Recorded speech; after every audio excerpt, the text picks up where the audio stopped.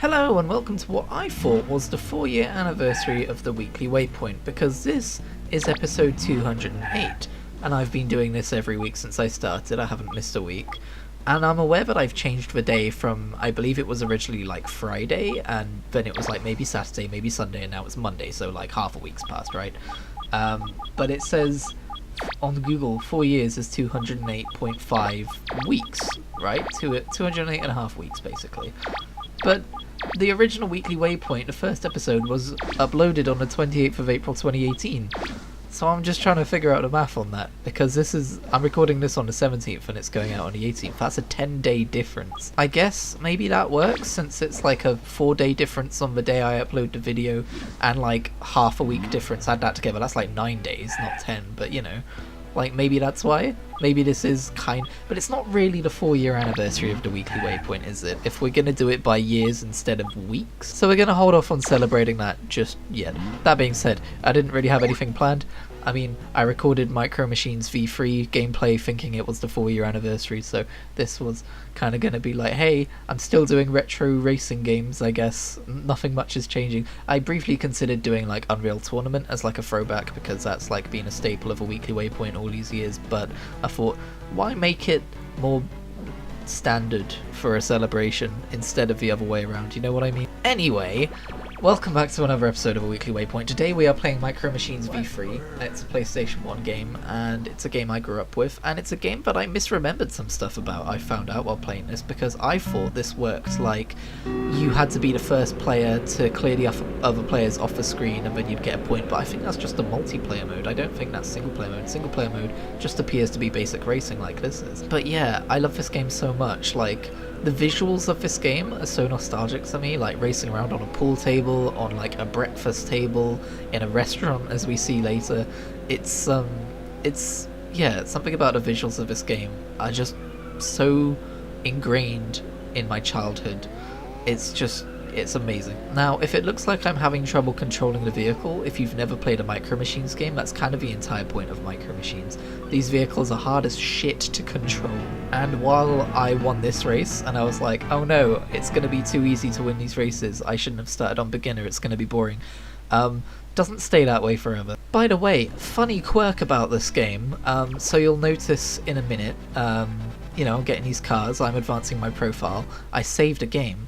Not in a minute, but like towards the latter end of this video there's a cut, so there's not a menu between races, because I wanted to see if I could find this multiplayer mode that I remembered as like a single player mode. I could not. I don't know if it's in the game, there's lots of different modes, and I didn't really have time to check them all, but when I did that I accidentally re-entered this beginner championship. I was like, oh no, I don't want to do that, I want to back out of that, and when I backed out of it I chose not to save my progress as I backed out of it.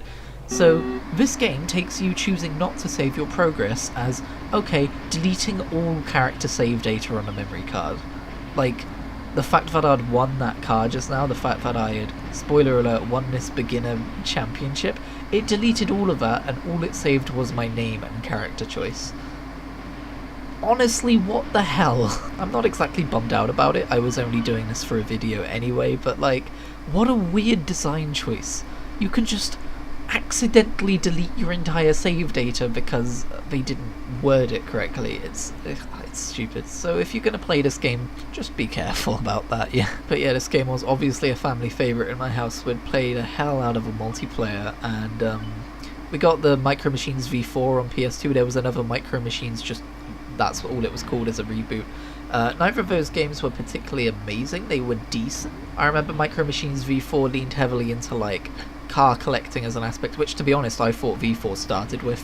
It turns out that's also a thing in V3, but not quite, you know, as extreme. In V4 it's like, I don't know, I remember liking the concept but not liking the execution of it, sadly. I think I remember liking the just Micro Machines named reboot kind of game. I remember enjoying that one. But the best Micro Machines game on PS2 was Mashed, a game which was very much meant to mimic Micro Machines and was actually made by the people who would later go on to make Micro Machines V4 and had previously made Micro Machines 2.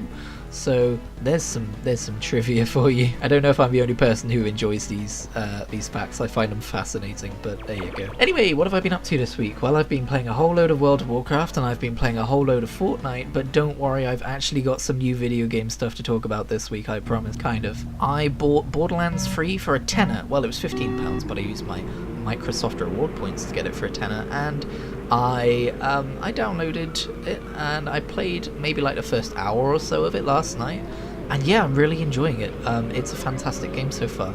I was kind of put off by it, by impressions I'd heard from people. I'd heard all these things about how the humour was naff and that the gameplay didn't really do anything different, but honestly, like, I'm in a mood to play Borderlands right now, to the point where I looked up Borderlands Handsome Collection on Xbox to see if it was like dirt cheap.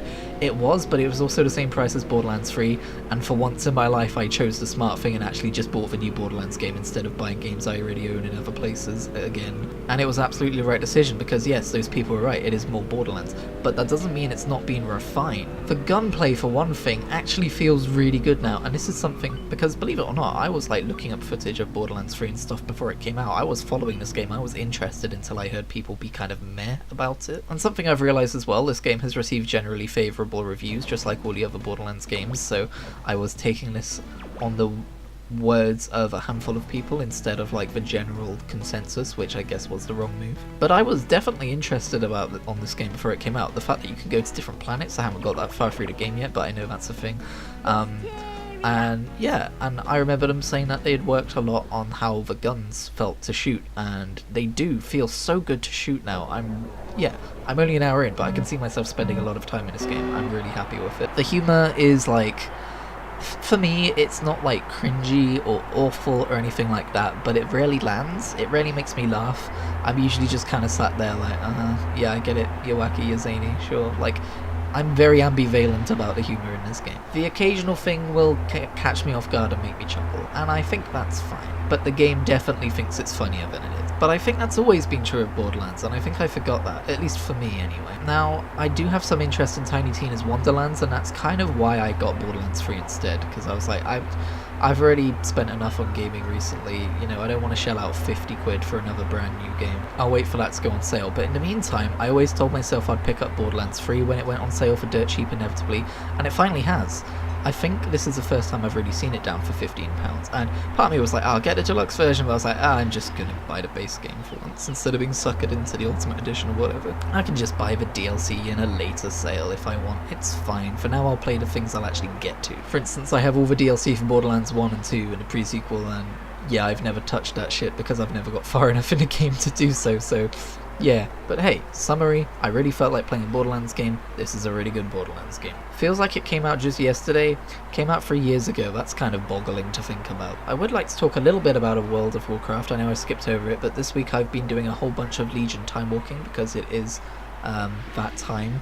I haven't actually done any Legion time walking yet. It was introduced back before I was playing again. I really like Legion dungeons, it turns out. I'm really fond of them, especially Neltharion's Lair, which is funny because I remember being a bit ambivalent about Neltharion's Lair when it came out, but it's just such a solid dungeon. It's got the perfect amount of trash, the perfect amount of bosses, it's got solid theming, it's got character moments, you ride in a barrel at one point, it's got everything. But I figured out a routine for time walking. I kind of already had most of this routine down, but I've refined it a bit. So basically, time walking hits, if I feel like doing it, I do my 5 dungeons on my main character to get a bit of raid gear, which is kind of like the main point of the event, and then I save my time walking tokens on that character, because there's really only point in saving time walking tokens on one character, right? To save up for the mounts and stuff, because you can't send tokens between characters or anything. So then on all my other characters, I go and do at least one which gives you 500 time walking tokens, and then I spend it all on rep, and I send all that rep over to my main character. Now, I've kind of done this before and kind of considered doing this before, but usually at this point I've got the reputations up which sell mounts, and that's usually been all I've cared about in the past. This time around with Legion time walking, I already have all of the reputations up to Exalted, and it's just the Paragon stuff, but I do need to grind out rep to get the Paragon chest mounts, and doing this I have got the High Mountain Moose, and just yesterday I got the Valshara Unicorn. So all that's left for me to get now out of those boxes is the Azuna Hippogriff, the Stormheim Dragon, which I really want, and the final, I've got 2 out of 3 Lightforged Draenei, frickin' Elec. There we go. Wow, so many nouns. You can get an ass load of reputation if you have lots of characters at high level like I do, so it's worth doing if you enjoy doing dungeons. Doing dungeons is probably, like, not Mythic Plus, I don't like Mythic Plus, but just doing heroic dungeons and having a reason to do them is probably my favourite, like, actual gameplay ass PvE content in the game. Always has been, and since Mythic Plus has been introduced, they've really moved all dungeon-focused content to Mythic Plus, and it really bums me out because it only leaves Time Walking as the kind of relevant dungeon content I enjoy doing. But hey ho, there you go. The rest of the time I'll just be farming mounts and cosmetics and stuff, and I guess doing the open world content for patch content. And that's pretty much how I play WoW. Wow, what a great overview of my virtual wizardy life. I would like to talk about now, but it's a really good transition, Christian, the Elder Scrolls Online High Isle preview event, because it had a lot to sell me on. I've always, from the outset, since they announced it, been excited about High Isle's theming, because I think theming is very important for any MMO expansion, because it's the world you're going to be existing in for the next year or two, depending on the MMO. And yeah, I was really excited to see High Isle as like a return to this, bright art style of like a pretty place, a colourful place, somewhere. I enjoy Gothic Castle as much as the next guy, but for some reason ESO's take on like Gothicness with Greymore was okay, but Blackwood wasn't really meant to be Gothic. It was just kind of dark and moody, and I don't know, I wasn't huge about it. In fact, there was a lot about Blackwood and the Deadlands DLC that I wasn't very keen on, and it seems like they're trying to address that with High Isle. But yeah, this presentation had a lot to sell me on, and it sure as heck sold me on it. Like, I was like, the only things I'm really excited about with this expansion is the theme of the area, and they told me a lot more about the theme of the area, and now I'm especially excited about the theme of the area, if that makes sense. Like the storyline, the world, the kind of like politics of it all. Slightly concerned about the Ascendant Order because it seems like, they're meant to be the villains, and like when they were talking about them, they're like, oh, they're obviously meant to be the villains, right, and stuff like that. But they're this group of people who are trying to like make, from what I can understand, like make social injustice right, and classism, and try to address those problems. And the reason they're villains is because they go about it by killing people, which is obviously a big no-no. And yes, a good villain is usually someone who has the right motives but the wrong way of doing things, right? And I'm hoping that's what they're going for the Ascendant Order.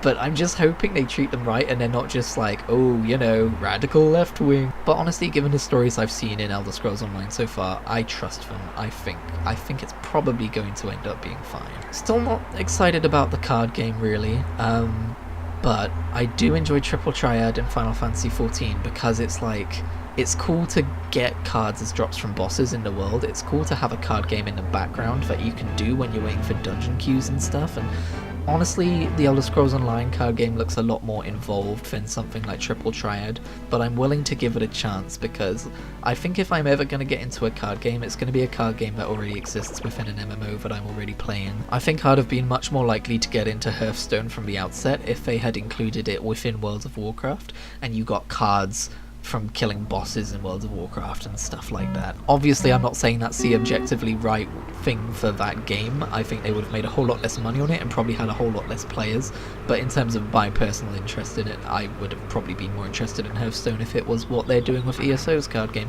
But then again, Bethesda did also, or ZeniMax or whoever, did try to make a standalone Elder Scrolls card game, and that didn't work out. So the last thing I would like to touch on before I finish this video is Riverdale. And you might be going, what? Wait, what? Yeah, we're not talking about video games anymore. Lately I've been feeling the need to get back into watching shows, because I really haven't been watching shows lately. Like, I watched the weekly episodes of like Star Wars stuff and Marvel stuff on Disney+. And that's about it. And honestly, I'm concerned I may have burned myself out on watching shows by trying to make content out of those shows in the terms of like thoughts per episode, which is kind of a double-edged sword because I still really want to make thoughts per episode for something like Star Trek, but I need something I can just binge without worrying about making content out of it. And a few years ago when Riverdale first came out, even though it really didn't seem like my kind of thing, for whatever reason, I don't remember why anymore, but I decided to watch it. And I'm gonna be perfectly honest, I had a brilliant time. I really enjoyed it. And now I'm watching Riverdale Season 2. I know there's like 6 seasons of this stuff now, because someone on Twitter mentioned that apparently, and I guess this is a spoiler, apparently in the latest season they are doing time travel. And I'm like, wait, time travel? This is meant to be a teen drama series rooted in reality. How did they get to time travel? So I'm very curious about that. Apparently, after Season 2, it declines in quality, which I'm sad to hear because I'm really enjoying Season 2. I'm 12 out of 15 episodes through the series, and I feel like I figured out the identity of a person whose identity is hidden way back in like episode 4, and they haven't even hinted towards him, but I still think it's him. I'll update you next week if I was right. But with every passing episode, I'm more and more convinced. But yeah, it's totally out of my wheelhouse. It's not the kind of thing you would expect me to enjoy, but here's something which might make you go, oh, okay, I can see you enjoying Riverdale now. Here in the UK, just in case people aren't from the UK watching this, the internet is of course a global thing. Here in the UK for a while we had a series on TV called Waterloo Road, and it was basically just kind of, it wasn't really a soap because it wasn't ongoing like that, but it was kind of soapy, and it was just set in a secondary school, and it was, you know, drama between the students and the teachers and everything, and it was a little bit absurd and over the top at times, and for whatever reason I got really into it, and Riverdale scratches that same itch, so I guess I like teen drama? Question mark? But let's be real, those actors aren't fooling anyone. They are all in their mid-20s. Like, they do not look like high schoolers. What is going on with that? But basically, I'm trash. So, there you go, I'm trash. I really hope the quality of the storytelling doesn't decline too much after Season 2, because I am really enjoying this.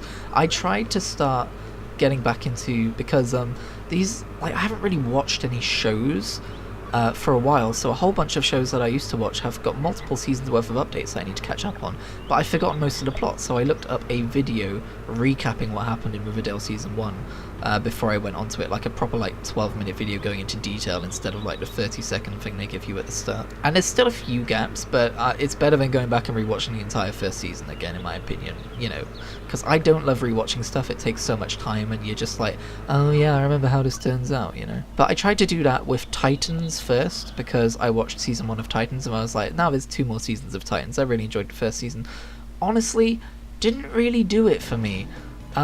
So yeah, I'm not watching Titans, I guess. Might give it another try. But that's this video. Thank you very much for watching, and I will see you next week, I hope. Please come back. Way to make it weird.